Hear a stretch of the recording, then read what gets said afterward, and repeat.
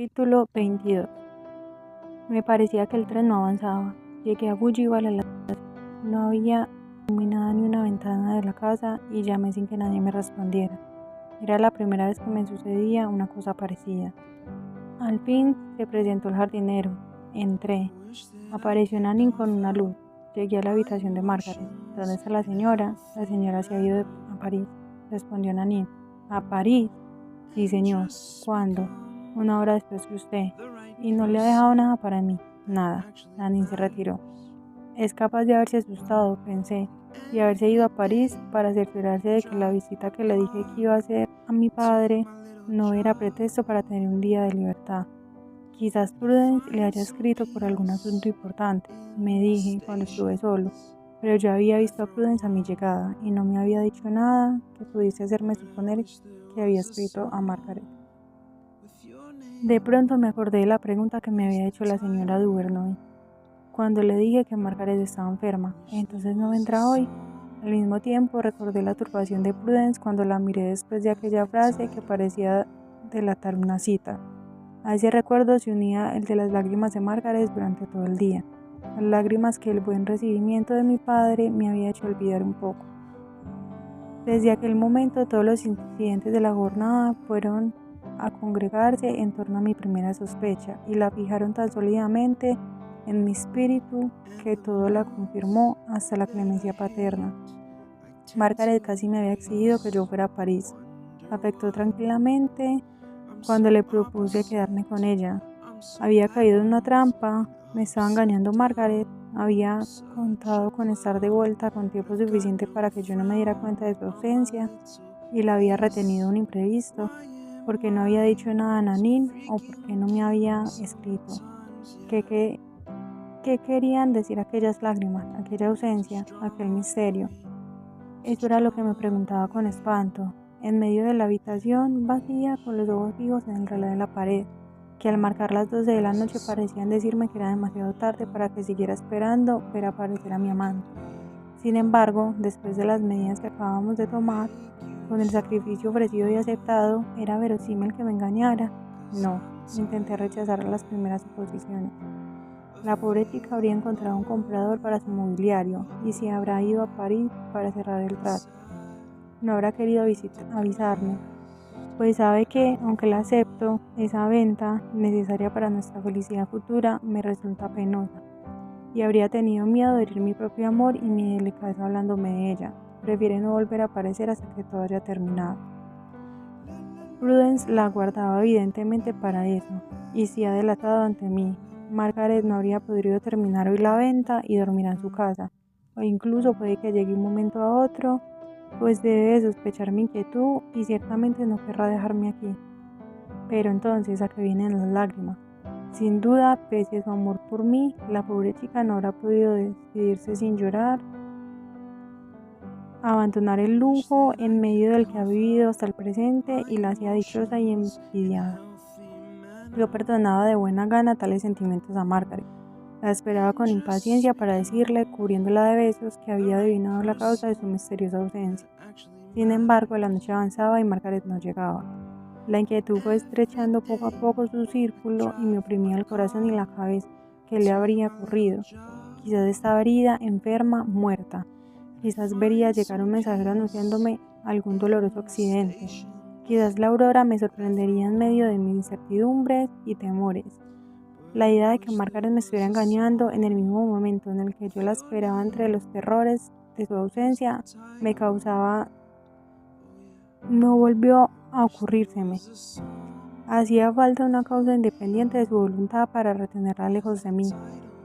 Y en cuanto más pensaba en ello, más convencido estaba de que la causa no podía ser más que alguna desgracia. Oh vanidad del hombre, y cómo sabes mostrarte bajo cualquier forma. Acababa de dar la 1, me dije que iba a esperar 1 hora todavía y que si a las 2 no había venido Margaret iría a París. Mientras esperaba, busqué un libro, pues no me atrevía a pensar. Manuel Lescaut estaba abierto en la mesa.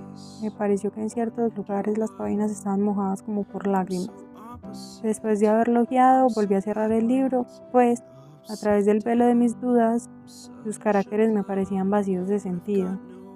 La hora pasaba lentamente, el cielo estaba cubierto, una lluvia de otoño azotaba los cristales. El lecho vacío me parecía adquirir un momento un aspecto de una tumba. Tenía miedo. Abrí la puerta, escuché y no vi más que el ruido del viento entre los árboles. Por la carretera no pasaba ni un coche. La media sonó tristemente en el campanario de la iglesia. Llegué a temer que alguien entrara. Me parecía que solo aquella hora y con aquel tiempo sombrío podría llegarme una desgracia. Dieron las 2. Esperé un poco más. Solo el reloj de la pared turbaba el silencio con su ruido monótono y cadencioso. Al fin dejé aquella habitación, cuyos menores objetos se habían revestido de ese aspecto triste que da cuanto lo rodea la inquietud de la soledad del corazón. En la habitación contigua encontré a Nanine dormida en su labor. Al ruido de la puerta se despertó y me preguntó si había vuelto su señora. No, pero si vuelve, dígale que no he podido soportar mi inquietud y que me he ido a París. A estas horas, sí. Pero ¿cómo? No va a encontrar coche, iré a pie. Pero si está lloviendo, ¿qué importa? La señora volverá. O si no vuelve, siempre habrá tiempo de día de ir a ver lo que la ha entretenido. Le van a asesinar por la carretera. No hay peligro, mi querida Nanny, esta mañana. La buena muchacha fue a buscarme el abrigo, me lo echó por los hombros y se ofreció a ir a despertar a la tía Arnold y preguntarle si era posible encontrar un coche, pero yo me opuse, convencido de que en esa tentativa, quizás infructuosa, perdería más tiempo de lo que llevaría a hacer la mitad del camino. Además, necesitaba aire y un cansancio físico que agotase la excitación de que era presa. Cogí la llave del piso de la calle de Antin y después de haber dicho adiós a Nanine, me había acompañado hasta la verja, me marché. Al principio eché a correr, pero la tierra estaba recién mojada y me fatigaba doblemente. Al cabo de media hora de correr, así me vi obligado a detenerme. Sudaba a chorros. Tomé aliento y continué mi camino. La noche era tan densa que a cada instante temía chocar contra árboles de la carretera, que al presentarse bruscamente ante mis ojos tenían el aspecto de grandes fantasmas que corrían hacia mí. Encontré 1 o 2 carros que pronto dejé atrás.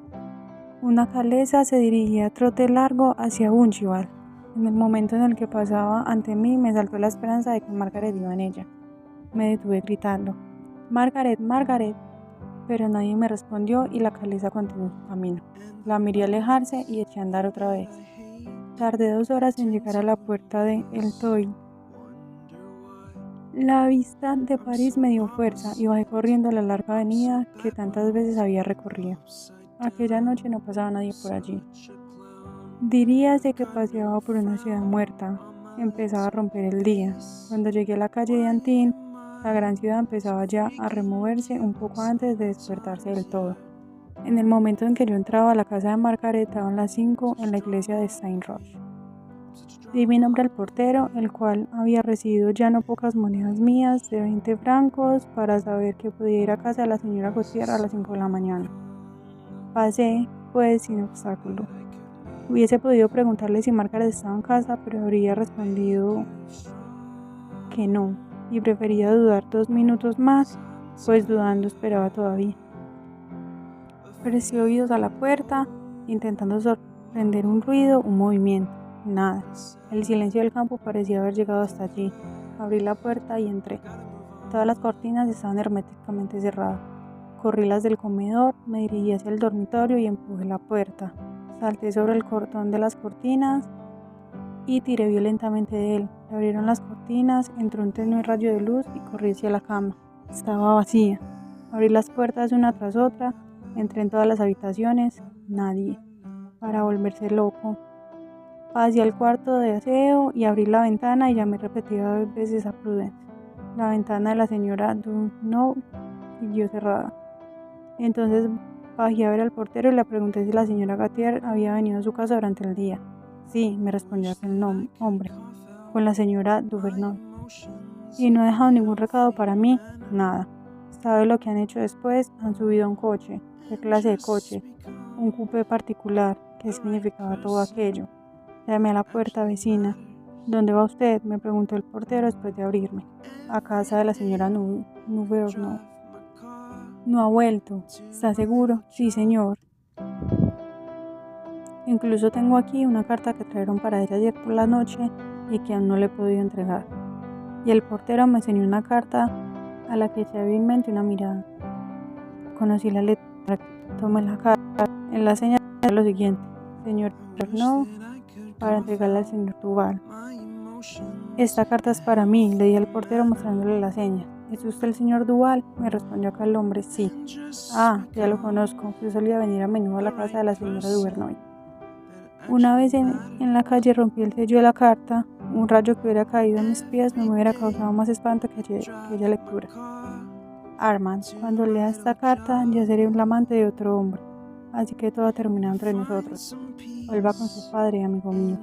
Vaya a ver a su hermana, joven casta, ignorante de todas nuestras miserias, que a su lado olvidará muy pronto todo lo que le haya hecho sufrir esa pérdida que llaman Margaret Gutiérrez, a quien quiso usted amar por un instante y que le debió a usted los únicos momentos felices de una vida que ella espera que ya no sea larga.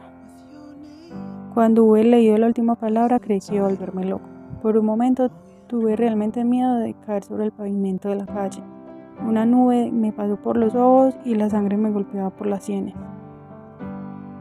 Al fin me repuse un poco, miré a mi alrededor, totalmente asombrado de ver que la vida de los demás continuaba sin detenerse ante mi desgracia. No era lo suficientemente fuerte para soportar yo solo el golpe que me daba Margaret. Entonces me acordé de que mi padre estaba en la misma ciudad que yo, que en 10 minutos podía estar a su lado y que, aunque fuese la causa de mi dolor, él la compartiría. Corrí como un loco, como un ladrón, hasta el hotel de París. Encontré la llave puesta en la puerta de la habitación de mi padre. Entré. Estaba leyendo. A juzgar por el poco asombro que mostró al verme aparecer, hubiese dicho que me esperaba. Me precipité en sus brazos sin decir una palabra.